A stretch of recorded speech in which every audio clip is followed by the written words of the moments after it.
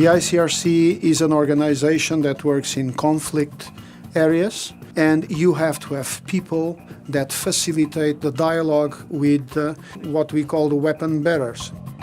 The Armed and Security Forces delegates are experts that has joined the ICRC to work basically as facilitators in the dialogue with the weapon bearers, be it non-state armed groups or the armies or the police. Nous, les délégués phases, avons un profil d'officier supérieur avec une expérience professionnelle avérée sur le terrain. And we are divided basically into groups within the family, the military ones and then the police and gendarmerie ones. We work for the victims, the ones who somehow, as a consequence of violence, of conflict, are affected. Ce sont ces blessés, ce sont les personnes déplacées qui ont besoin de tout et qui ont besoin d'assistance humanitaire.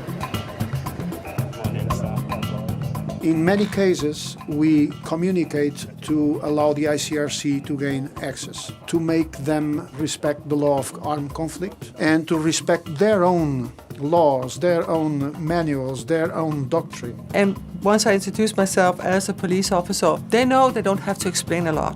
We have a common ground. Je peux rencontrer le ministre de l'Intérieur, des directeurs d'institutions policières, jusqu'aux policiers qui patrouillent sur le terrain. Ils nous ouvrent les portes à partir du moment où ils ont confiance en nous. Je ne les entraîne pas, je les accompagne pour qu'ils trouvent leurs propres moyens de travailler avec beaucoup plus de professionnalisme en respectant donc les droits de l'homme. We share experiences, best practices. Je fais des recommandations aux policiers en fonction de leur challenge afin d'éviter de recourir immédiatement à la force, voire l'arrestation ou la détention de personnes. How to communicate, how to make sure that things are not escalating, how to make sure that protesters have a way out. Quand on comprend les soucis, les préoccupations, les défis de l'interlocuteur, en puisant dans mon expérience militaire, ça permet de faire passer le message dans les termes qu'il comprend, que ce soit la troupe, que ce soit le commandement. On peut aboutir au même résultat opérationnel, mais en préservant autant que possible la dignité humaine. Ça, c'est la voie qu'il faut.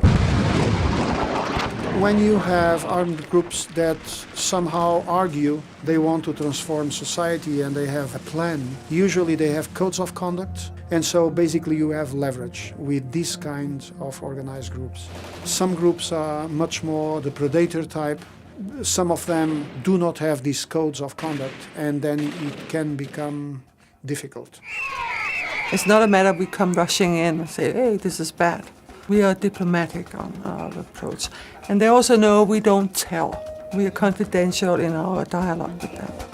With my ICRC colleagues, we have a collective approach to our work. For instance, if we visit prisons, it would be me, it would be protection delegates, it could be others. So we get it 360 degrees around what we do to cover all aspects.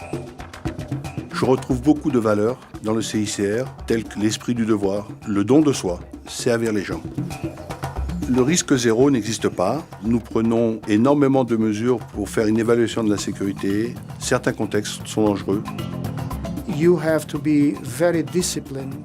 You have to have this perseverance and the final objective and know how to manage your resources, even psychological and emotional resources. You have to be open to people, traditions, culture, language.